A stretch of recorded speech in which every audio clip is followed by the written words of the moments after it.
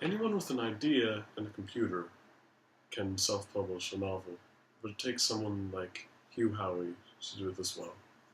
Hi, I'm Sam Cartensen, and I read the book Wool by Hugh Howey, which was originally a self-published work through Kindle, but over a few months it sold extremely well, and Hugh Howey got $500,000 from selling just the printing rights, and continues to sell it online himself. I received this book from a friend when we got this assignment. He'd been reading it in class a bit, looked a bit interesting, and when I didn't have a book to read for this assignment, he showed up and said, "Here, take this." The story takes place in a post-apocalyptic world, far after anybody remembers what the world used to be like. Survivors live in an underground silo where it takes days to get down and even longer to climb back up.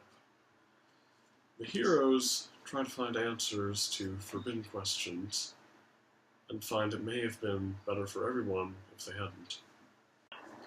One of the major themes of this novel is entropy in all systems.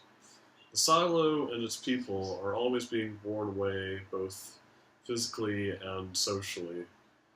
The novel starts with Woolston, the silo sheriff, thinking about how worn down the silo steps were and how they had gotten that way.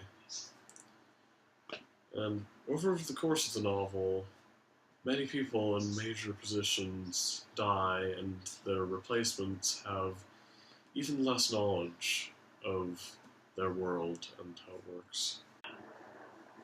I liked this book, but I actually found the plot quite predictable, major points after the first few chapters, but didn't take away from the overall quality that much. It's not that it's easy to tell exactly what would happen next, but only 2 or 3 things could happen in that situation at that time. For example, when the sheriff went out for the cleaning, either his wife would be right and he would survive, or his wife would be wrong and he would die, and those are really the only 2 possible outcomes from that situation. In one flashback, an actress hands the main character, who was a child at the time, a manuscript.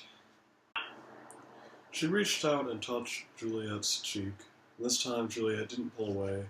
She was too busy flipping through the papers, looking at all the curly notes handwritten along the sides beside the printed words. One word, she noticed, was circled over and over among all of the others. She couldn't make out many of them, but this one she could read. It was her name, at the beginning of so many sentences, Juliet. If you didn't pick it up, they were talking about Shakespeare's Romeo and Juliet, which its inclusion in this part is symbolic to 3 major characters, each having a forbidden love, being separated by means impossible or nearly impossible to get through.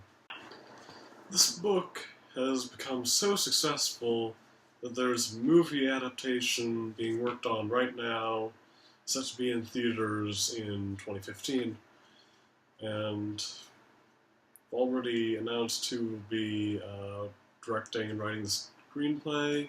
The director will be Ridley Scott, who also directed Alien, Blade Runner, and Black Hawk Down.